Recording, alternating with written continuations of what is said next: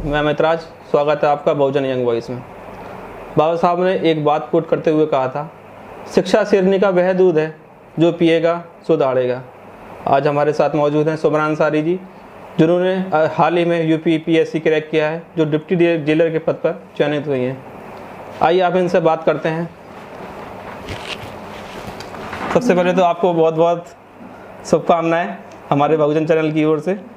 आइए हम आपसे बात करते हैं। तो पहला क्वेश्चन आपसे, यूपी पीएससी क्रैक करके आप अपने आप को छात्र जीवन से अधिकारी को जाकर क्या देखते हैं?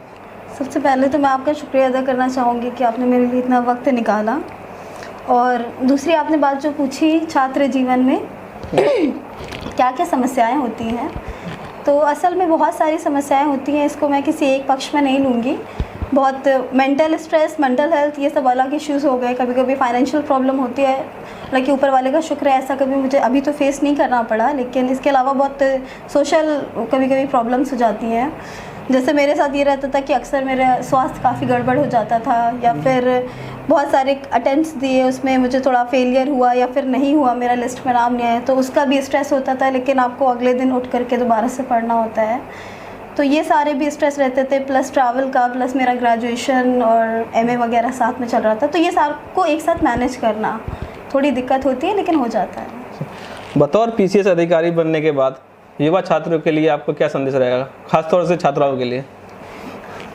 मैं हमेशा ये कहती आई हूँ कि मुझे संदेश देने में थोड़ा सा अजीब लगता है कि मैं अभी इतनी बड़ी पोस्ट पे हूँ या नहीं हूँ, मुझे नहीं पता, लेकिन बहुत सारी चीज़ें हैं छात्राओं के लिए स्पेशली, कि अक्सर माँ बाप होते हैं या घर वाले होते हैं, वो एक पर्टिकुलर फील्ड के लिए लोगों को सजेस्ट करते हैं कि आपको डॉक्टर भी बनना है या इंजीनियर बनना है, या फिर वो घर या आसपास कहीं किसी को देख लेते कि वो नेट कर रहा है। लेकिन मैं उनको बताना चाहूँगी कि ऐसे बहुत सारी चीज़ें होती हैं जिसमें आप बहुत अच्छा अपना करियर सेटअप कर सकते हैं, नॉट जस्ट सिविल सर्विसेज, और बहुत सारी, जैसे मैं डिज़ाइनिंग को बहुत ज़्यादा महत्व देती हूँ, या फिर आर्किटेक्चर को भी, और ऐसी बहुत सारी, स्पेशली मेंटल हेल्थ। इंडिया में मेंटल हेल्थ का धीरे धीरे मुद्दा गर्म हो रहा है, तो आप साइकेट्रिस्ट बन सकते हैं, आप इस वे में भी जा सकते हैं, एक फील्ड नहीं है। तो स्पेशली छात्राएं कि आप अपना पूरा टैलेंट को 100% यूज़ करिए, और आप देखिए कि आपका इंटरेस्ट किस में है, not just attitude, also aptitude. तो सोसाइटी में एजुकेशन कितनी महत्वपूर्ण है छात्राओं के लिए, खासतौर से आप एक छात्रा हैं? जी जी, असल में मैं इसके लिए तो मुझे लगता है मैं एक इंटरव्यू नहीं, मैं पूरी एक किताब लिख सकती हूँ जिसके कई सारे वॉल्यूम होने चाहिए कि शिक्षा का क्या महत्व होता है। शिक्षा, लोग सिर्फ जीविकोपार्जन से उसको संबंधित करते हैं, लेकिन शिक्षा सिर्फ जीविकोपार्जन के लिए नहीं है, it is a way of life. और ये आपको सिखाती है कि जीवन कैसे जीना है। ये आपको एक सुबह उठने से लेकर के रात में सोने तक की पूरी दिनचर्या को बता देती है कि आप शिक्षा से क्या क्या चेंजेस आ सकते हैं। अगर प्रॉब्लम है तो मैं थाम सकती हूँ? नहीं, कोई दिक्कत नहीं जी।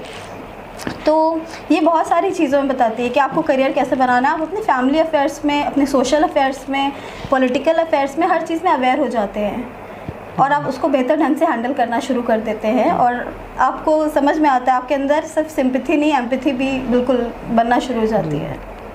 तो महिला शिक्षा में बाबा साहब अम्बेडकर को आप कहाँ पर देखते हैं? उन्होंने काफ़ी लड़ाइयाँ लड़ी हैं महिला को शिक्षा दिलाने के लिए, उनके बारे में आप क्या कहना चाहेंगे?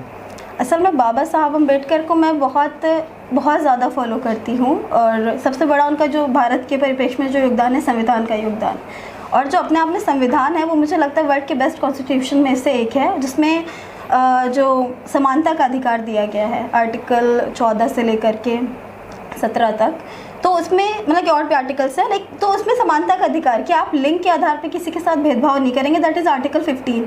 तो ये बहुत बड़ी बात है कि वो बता रहे हैं कि कहीं पे भी शिक्षा में या फिर जॉब में आप लिंग के आधार पे किसी के साथ भेदभाव नहीं कर सकते।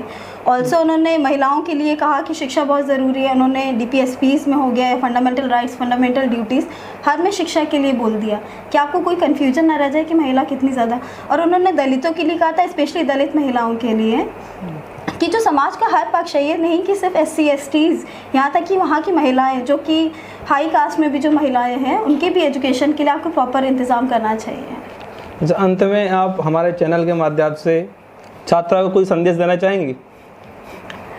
मैं बिल्कुल भी एक जेंडर को संदेश मतलब कि हाँ बिल्कुल, अगर वो मुझे देख कर इंस्पायर होती है तो ये मेरी बहुत खुशकिस्मती है। लेकिन मैं छात्राओं के साथ साथ छात्रों को भी कहना चाहती हूँ कि आप पढ़ते रहिए और उसको ज़्यादा व्यवहारिक बनाने की कोशिश करिए। सैद्धांतिक नहीं, आप गेस्ट पेपर्स मत ले लीजिए, आप देखिए कि आप किताबों से क्या पढ़ रहे हैं, कितना गेन कर रहे हैं हर दिन।